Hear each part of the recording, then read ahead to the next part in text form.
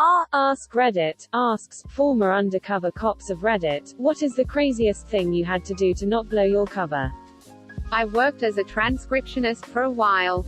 And I transcribed some tape taken off a body MICS of undercover officers working a very notorious domestic terrorism case. It was crazy. They would sound like an absolute backwards hill people lunatic while talking to their marks. Then later when talking to the other police officers, would sound all business and like a very professional person. As someone who is literally on Reddit avoiding my transcription duties, this sounds a lot more interesting than what I'm currently writing up. In one episode of King of the Hill we see that Boomhauer has a badge of some sort. Perhaps this explains his accent. My cousin was an undercover ATF agent. Anyway, they were trying to bust some guys for illegal alcohol distribution and were building a rapport by going undercover. My cousin doesn't take his ATF badge with him when he's undercover because if anyone ever saw it, he could get shot. Anyway, some hot-headed black and white cops came over and started harassing him. My cousin couldn't blow his cover. But pretty soon the police started getting physical and they beat crap out of my cousin and the guys he is trying to get evidence from. They take them all into the police station only to find out that my cousin is ATF. My cousin was pissed because cops aren't supposed to beat people up. He is currently filing a lawsuit against that police department. Good on your cousin for filing a lawsuit and actually trying to get some justice in those cops. And he deserves a promotion for managing to keep his cover through all that. My friend who was an undercover cop said that multiple times he had to let himself be arrested to not blow his cover. Like when a sting was going down or whatever, instead of being like, hey, I'm a cop, he would get arrested along with everyone else. My friend used to be a state trooper. She told me about how she used to have to go undercover as a hooker to try to catch Johns. She didn't do so well, though. She was far too polite. So they all knew something was up. Sir, I am soliciting a sex act on you. Would you like to proceed? I imagine good Janet trying to pretend she's bad Janet. Come over here you. Dum-dum. OMG. I'm so sorry. ... As a former correctional officer, we had a situation where a major police department planted a cop in the prison to get information on a guy they believed was orchestrating hits from inside the prison. The warden knew and I knew by accident, but not a single other CO knew. Nor did any of the staff, including medical, and that's the way they wanted it. He went through receiving, he was categorized and placed. It was wild. He was there for a week. Got the info they needed and got him out. It didn't become public knowledge that he was undercover until after I had left, and it was a long while after as they were making a case. That was a surreal moment. ... Can you imagine if they forgot about him? Or lost the paperwork? My father worked for NCIS. He told me about an incident where his guys set up a sting to bust some drug suppliers who turned out to be local police setting up their own sting. They figured it out when they tried to bust each other. Edit. Grammar. This is the Spider-Man meme but in real life. That's hilarious. I'm sure the real drug dealers in the area thought it was too.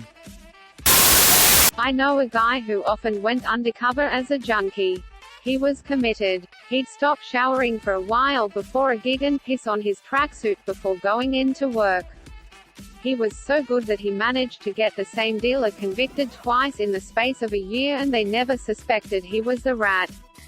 He had multiple police records under different names too. 1. Piss on your tracksuit. 2. Go to local police station. 3. Become an undercover cop. Real method acting. Nice try, drug lord. I imagine there are numerous drug lords and cartel leaders anxiously waiting for responses to this question. Just waiting. Sigh for the last time. I'm a dreadlord, not a drug lord. Can confirm, am drug lord. One time a Homeland Security officer came up to my house undercover, flashed his badge and asked if he could come in. Once he was in, he pulled out a piece of paper with my neighbor's face on it. He asked if I had seen him around lately. When I asked what he did, and let him know I haven't seen him around. He told me what he was wanted for. Rape, child abuse, drugs, the whole lot. Turns out he raped his stepdaughter, and once he found out he was wanted he went back to El Salvador. I thought they only flashed their badges in the movies. But turns out, the shit's real. Not a former undercover cop. But I have a second-hand story about an undercover cop. So, this guy appears out of nowhere and befriends a relative of mine who was involved in illegal stuff. Dude was very friendly and just down to party. Had money, paid for product, everything, would drop in on parties and even allegedly hooked up with hoes. Then he placed an order much larger than before. Few weeks later, relative of mine is arrested and is currently in prison. Craziest thing an undercover cop had to do to keep their cover? Buy drugs and fuck bitches. Well, since no one is saying anything, I'll just throw out a slightly on-topic conversation change. There's a show on Netflix called Deep Undercover. They are all 25 to 30-minute episodes about a real-life undercover operation. There's like 50 episodes and some of them are completely insane. I think the craziest one was about the New Orleans Police Department. I highly recommend it. Edit. Since so many PPL are wanting to watch this show. Don't get your hopes up for binge-watching purposes. They all have the same format, so after 7 to 8 episodes it starts to get really repetitive. I usually watch a couple before I get bored, but the first night I watched a shit ton. So I don't want y'all going in with really high expectations and being disappointed lol. I'll have to check this out. This is the first I've heard of it. Not a cop, but a guy my mom dated for a long time was. Older guy, in his 70s now, he was fresh out of the academy and at the Asbury Park riots. Sad scary shit, and then was an undercover narcotics cop for 14 years during the 70s and 80s with the NJSP. He was Puerto Rican, and spoke Spanish, was an ex-Marine, and became a state trooper. They utilized his ability to blend in with organized crime in the Latin community. He had to do coke in front of a bunch of dudes during a buy one night. And basically stuck his knife in and blew a mound up his nose. Then he started having a minor paranoia, panic attack that they were going to find out he was a cop, thanks to the gram of blow he just took to the dome. He was breathing heavy and went out for air. His heart was pounding out of his chest. Panicking over how to get out of it. One of the gangsters came outside to talk to him. He's ready to run or fight. Guy goes, "Man, I've never seen someone snort that much at once, man. You okay?" Exclamation mark. Quote. He sighs a huge sigh of relief. And was like, "Yeah, I never did that much. I'm having trouble breathing, hey hey." The guy was really nice. Brings him a drink and they smoked a cig. Everyone is joking that he has the heart of a lion to take that much. He actually felt bad about locking that one guy up when it all went down. Think he said he tried to help him or get a reduced sentence or something. There are other stories. There are other stories. You know what that means. I am former law enforcement. I did a few deployments in a surveillance capacity to sit near targets in restaurants and bars to overhear conversations. Sorry to disappoint, but I didn't do anything particularly crazy. Criminals just tend to talk about the same shit that everyone else talks about. Women and sports. Publicly they tend not to talk too much about their criminal activities, but you can still glean information from places they say they went to and people they say they know. You mean to tell me that what's shown on television doesn't reflect reality? Exclamation mark. My dad did undercover for several years and talked about a meth head that he hung out with all the time and even babysat her kids when she went out to get high. This went on for several months while they were figuring out who the big dealer was and acquiring warrants. He grew a beard, had a fake ID, drove an old shitty car. Eventually they got warrants to bust a bunch of people in the drug ring, and he actually was part of the SWAT team at the time and was part of the group that smashed in doors and arrested her and a bunch of others in the area. He had to wear a balaclava to protect his identity when with the SWAT team. He said it was actually really difficult because he had become an important part of those kids' lives and was kind of attached to them, and now they had no mother and had to be taken to Child Protective Services. I never got to ask him more questions about this before he passed, but I have no idea how he balanced this crazy second life and then came home and acted like a normal husband and father in our family. Plot twist. That kid was you. My cousin who's in secret services acted like a drug addict, homeless beggar and semi-crazy Muslim religious salesman owning stall for surveillance purposes. So much for the secret. Not exactly what I was expecting. But interesting nonetheless. Lol. Former government employees. What is the craziest classified document you've ever seen? Turns out JFK wasn't assassinated at all. His head just kinda did that. I just don't know why no one is replying. There was that one document about the redacted case. It was about Mr. Redacted. He had redacted his redacted. I could hardly believe what I was reading. Not very exciting, but a guy that worked with me was going to this biker bar frequently to get in with a gang, drug-related.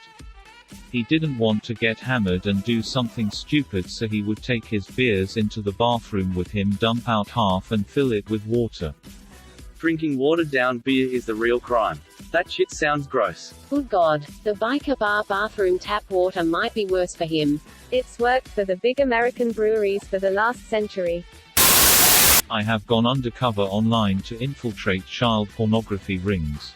Nothing too intense, but I had to interact with suspects online, over phone, who were fucking sick in the head and act like it was not the most vile shit in the world. I've heard about undercover cops in these situations having to actually possess child porn as well. Wasn't sure how true that was. If it is true, I can't imagine ever putting myself in this situation. Play dead on Mount Everest. My code name was Green Boots. Were you a trail marker as well? Edit. Grammar. Screw autocorrect. My cousin worked undercover in the biker community. He was really into working out and bodybuilding, so he managed to convince everybody that he treated his body like a temple and didn't drink, do drugs, or eat like shit. That wasn't very far from the truth, so it wasn't hard for him to play that part. He is also a former Marine sharpshooter, so he is tough as nails and pretty heavily tattooed, so he definitely gave off a "don't fuck with me" vibe. I guess that's kinda dependent on what the tattoos are.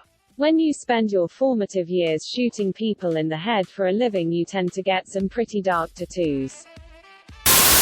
City cop here. We don't do too much long-term undercover, but our general orders have a policy covering use of drugs on duty in certain circumstances.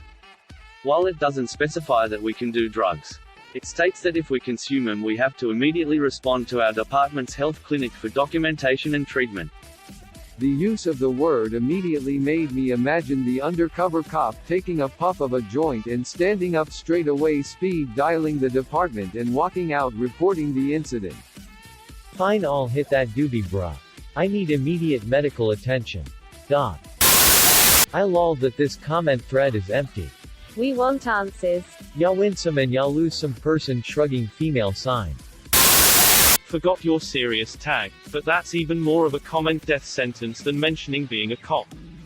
I thought I'd get at least one serious answer equals. You've got enough upvotes that people on the front page might start to see it. Can confirm. They at the least do drugs.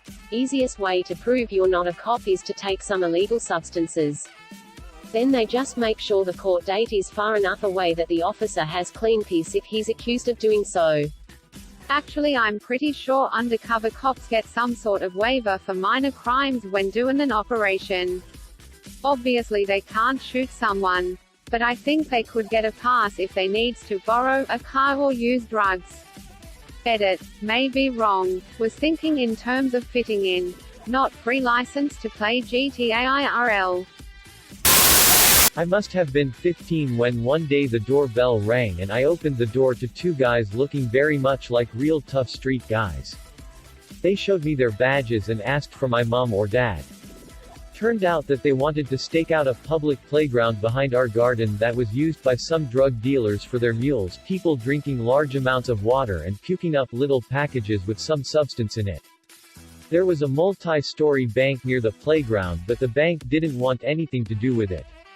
So they asked my parents whether they could set up a surveillance team on our terrace for a couple of days. My parents allowed it. And my mum prepared food for the guys all week long. Your mum is a legend. Not a cop. But in college I took a few criminal justice classes. Our professor, who I will call Bob, was a cop for 15 or so years and had gone undercover in the 80s for a very long time. Bob was biker as a hobby and he was sent undercover to break up a meth ring in the biker community. Bob arranged to buy some meth from some guy. And shortly after the buy the dealer was arrested. The dealer's sister started telling everyone she thought Bob was a cop. And some of the other bikers started asking him questions. So day or so after the sister started accusing Bob of being a narc, the entire group was at a bar. Bob told a few of the guys to meet him outside in a few minutes. And Bob told the sister he had some meth for her and to come outside. When they finally got out there, Bob told her, "Where I'm from, friends don't call friends NARCS." He then beat the shit out of her in front of the entire group. He kicked her as hard as he could between her legs. Which, while not as painful if you're a woman, still hurts. Then he said he punched her 4 or 5 times in the face. Hard. He said he didn't want to do it. But after he did that, no one ever accused him of being a cop again. Thank you for watching. Please like and subscribe to support the channel, and above all, have an excellent day, you marvelous people.